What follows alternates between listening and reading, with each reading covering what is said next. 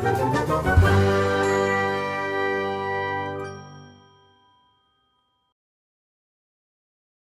प्रयोगशालाओं से प्यार करते हैं। वे विज्ञान का सबसे अच्छा हिस्सा है, चीजें करके देखने वाले हिस्से। और चूंकि आप शायद इस साल प्रयोगशालाओं में विज्ञान सीखेंगे, इसलिए हमने सोचा कि हम सामान्य प्रयोगशाला में सुरक्षा के प्रमुख बिंदुओं की रूपरेखा तैयार करेंगे। क्योंकि सुरक्षा एक बड़ी बात है, और जबकि यह सुरक्षा के सभी बिंदु नहीं है, हमेशा आपके द्वारा किए जा रहे प्रयोग के लिए खास सुरक्षा दिशा निर्देशों को पढ़ें। ये कुछ सामान्य सुरक्षा नियम हैं जो कई तरह की प्रयोगशालाओं पर लागू होते हैं। सबसे पहले बात करते हैं जूतों की और बालों की। हमारे पास इनमें से कोई भी नहीं है, लेकिन अगर आपके हैं तो लंबे बालों को पीछे रखना जरूरी है। आपको बंद पैर के जूते पहनने चाहिए क्योंकि आप अपने पैरों पर कुछ जहरीला नहीं डालना चाहेंगे या टूटे हुए कांच पर नहीं चलना चाहेंगे। टूटे शीशे की बात करें तो प्रयोगशाला वाले कमरे के गलियारों में बैग और सामान रखना सही नहीं है। आपके पास एक साफ रास्ता होना चाहिए, न कि सामान रास्ते में रखना चाहिए जिससे किसी को ठोकर लगे और वो गिर जाए। प्रयोगशाला में धमाचौकड़ी तो बिल्कुल नहीं करनी चाहिए। आंखों की सुरक्षा के लिए गॉगल्स पहने, और जब हम कहते हैं चश्मा पहने तो हम सभी जानते हैं कि चश्मे को माथे पर रखना चश्मा पहनना नहीं माना जाता। अगर आपको ऐसा लगता है कि आपकी आंखों में कुछ आ गया है तो आप आई वॉश स्टेशन का इस्तेमाल करना चाहेंगे, जिसके लिए आपको बहते पानी के नीचे अपनी आंखें खुली रखनी होंगी। अगर आपकी प्रयोगशाला में नमूनों या रसायनों के साथ काम करना शामिल है तो संभव है कि आपको दस्ताने पहनने की सलाह दी जाएगी। दस्ताने बेहद जरूरी हैं। हाँ, कभी कभी वे आपके हाथों को चिपचिपा महसूस कराते हैं, लेकिन आप जानते हैं कि क्या बुरा है? रसायन जो आपकी त्वचा में जलन पैदा कर सकते हैं या उसे जला सकते हैं। अगर आपको लेटेक्स से एलर्जी है तो आपको यह पक्का करना चाहिए कि आपके दस्तानों में लेटेक्स नहीं है। अपने प्रशिक्षक से पूछें। वास्तव में अगर आपको कोई एलर्जी है तो आपको अपने प्रशिक्षक को इसकी जानकारी देनी चाहिए। कोई प्रयोग खत्म करने के बाद, भले ही आपने दस्ताने पहने हों, प्रयोगशाला में काम पूरा होने के बाद हाथ धोना एक अच्छी आदत है। कुछ प्रयोगशालाओं में आपको अपने कपड़ों की सुरक्षा के लिए एप्रन पहनने की जरूरत हो सकती है।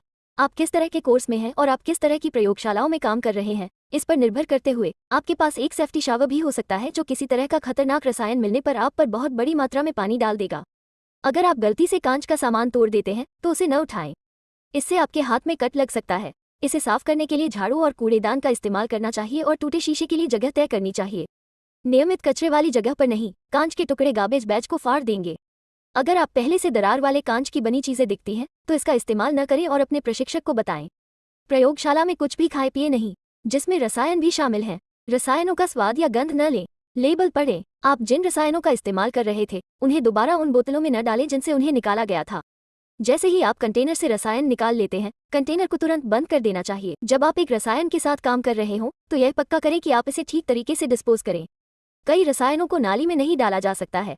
वास्तव में कुछ ठोस वस्तुएं जिनका आप अपनी प्रयोगशालाओं में इस्तेमाल करते हैं, उन्हें भी सामान्य कूड़ेदान में नहीं फेंका जा सकता है और उन्हें खतरनाक कचरे के रूप में डिस्पोज करना पड़ता है। हमेशा अपने प्रशिक्षक से पता करें। कुछ प्रयोगशालाओं में आपके पास एक विशेष वेंटिलेशन सिस्टम हो सकता है जिसे फ्यूम हुड भी कहा जाता है।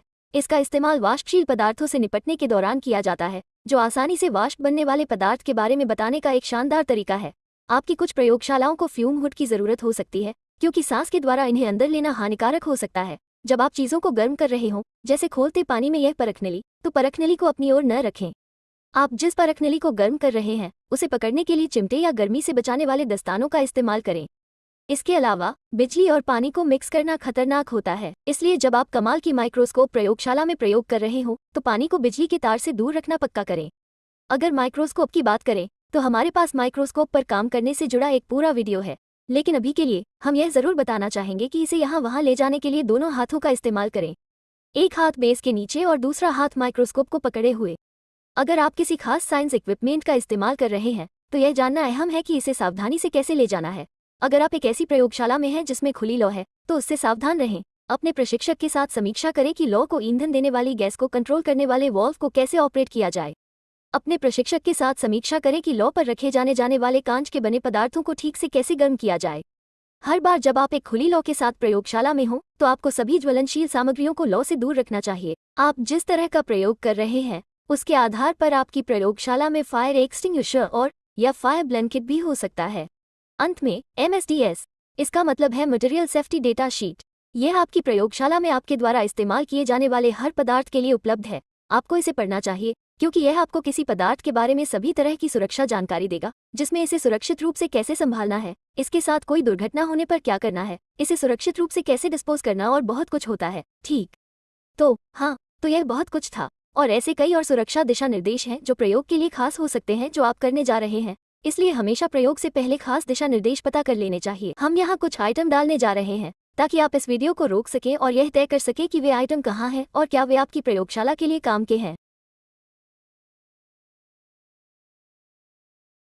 याद रखें, डरे नहीं, बस सुरक्षा नियमों और दिशा निर्देशों का सम्मान करें, क्योंकि अगर आप उनका पालन कर रहे हैं तो विज्ञान को आजमा कर देखना वाकई लाजवाब है। विज्ञान के आजमा कर देखे जाने वाले हिस्से के अलावा आप हमेशा हमारे विज्ञान हास्य वीडियो क्लिप देख सकते हैं जो इस साल आपके द्वारा कवर किए जा सकने वाले अलग साइंस सब्जेक्ट के लिए मददगार हो सकते हैं।